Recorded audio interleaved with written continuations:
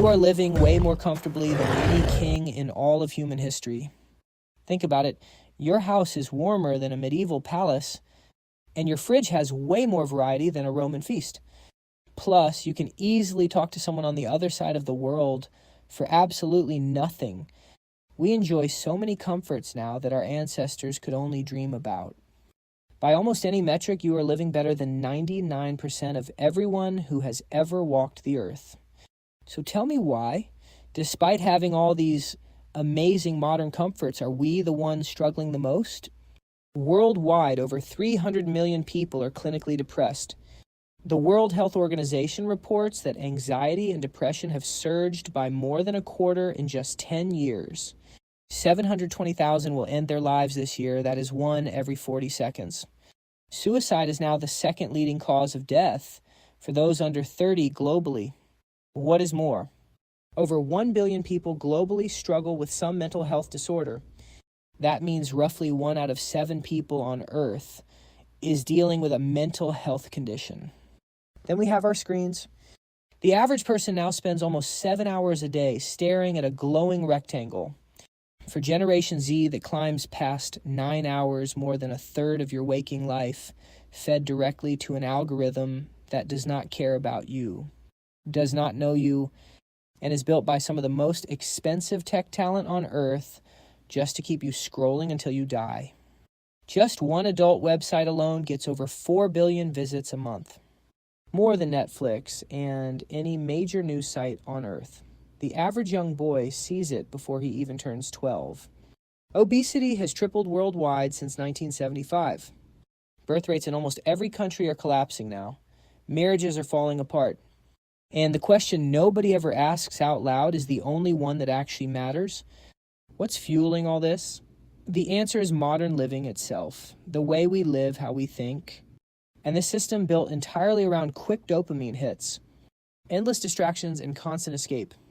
First, they made food super easy, sugar, salt, and fat scientifically engineered to completely override the natural fullness signals your body spent 1 million years perfecting, delivered right to your door in 20 minutes. We invented fake food, creating a deep hunger that just can't be filled. The chemist who designed your snack doesn't touch his own product, but he absolutely knows what it does. Then there are thousands of strangers in your pocket, each playing a highly polished, fake version of themselves designed to make you feel jealous, insecure, or empty. Anything just to keep you scrolling. You swipe past hundreds of faces and don't actually talk to anyone.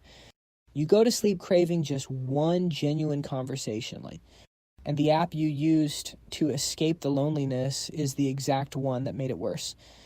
We are lonelier than ever, the Surgeon General warned, in the most connected era in all of human history. Then they targeted desire itself. Adult sites are not an industry selling some harmless product. It is an industry that literally sells you. When something is free, you become the product. The entire business model relies on degrading of a woman on one end and completely rewiring a man on the other. It is an incredibly evil industry, and it will easily ruin your life if you do not take control. A real person is reduced to a consumer too broken to ever want a real relationship again. The fact that these websites pull in billions of visits every single month tells you everything about where we are as humans. It has become so normal now that people skipping it for 30 days is treated like some kind of impossible achievement. Dating apps finished what porn started. Began the most sacred connection in our lives. 2 souls finding each other got reduced to a slot machine. Tell your grandma you pick a partner the same way you order pizza toppings and she would weep. When screens fail to numb the pain, other vices wait. Alcohol is on every corner, pushed at every sporting event, until a guy who doesn't drink is the weird one. Cigarettes we have known for 60 years, they kill, yet they still sit in flashy boxes at checkout counters everywhere. Vapes, now there is the same poison wrapped in fruit flavors, engineered from the very first prototype to hook a child. Then weed, sold in dispensaries designed like sleek Apple stores and sold as medicine for the exact anxiety it actually worsens. When those escapes fail, there are always parties, massive concerts, and music festivals, pushed as ultimate freedom, true expression, living your absolute best life. But look closer, a field of strangers downing poison, inhaling smoke, acting like real-life NPCs, screaming at some performer who doesn't even know they exist. Then they post it all online to apps built to harvest attention and track human behavior just to sell user data to advertisers. This isn't actual freedom. It's a clever system built to keep you completely distracted, obedient, and behaving like mindless sheep without ever realizing it. And when even that fails, sports betting is ready. The slot machine now lives inside your phone, disguised as a harmless game or a smart financial investment. Your granddad had to physically go to casinos to blow his life savings, but you can lose yours in bed wearing boxers before breakfast. And these things are only the tip of the iceberg. Honestly, there is so much more broken about this modern world, but I will leave that job to you. Put down your phone, sit in total silence, and really think about the world you are living in. Ask yourself this one question that makes powerful people so nervous. Why is it that every single thing that slowly destroys a human is totally legal, beautifully packaged, and easily available, while every single thing that actually builds you up requires hard effort, discipline, and pain? The whole entire setup of our modern economy completely depends on you being a little broken. Just broken enough to keep reaching for whatever promises to finally fix you, but never quite whole enough to stop reaching. The elites are not some shady conspiracy in a dark room. They are something far more honest than that. They are just a system optimizing itself with no single villain at the center. Just thousands of corporations, each making the logical decision to make you weaker because weakness sells while strength does not. Poor people stay poor because the systems profiting off of them require it. The wealthy get richer because they own the giant machines mining your attention, your hunger, your deep loneliness and lust. Your brain was never built for this world. It was built for scarcity, a world where pleasure was rare, and that rarity made it sacred.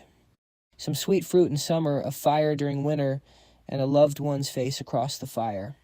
That reward system in your head evolved over 2 million years for one sole purpose: to make you chase what was so hard to find. Then in the span of just one generation, we made everything effortless. And the same survival machinery that kept your ancestors alive is now a leash by which a handful of massive corporations drag you slowly through your only life. The ancient Greeks had this word eudaimonia, and it didn't mean happiness. It meant using everything a human being is actually capable of becoming. They believed, almost across the board, through centuries and cultures, that living for pure pleasure just wasn't a life worth living. That untested comfort only made your soul shrink. That choosing hard challenges, well, was the only path to becoming someone you actually respect when you look in the mirror. They were right, and we forgot. Every great wisdom tradition on earth told us the same thing in 1,000 different ways.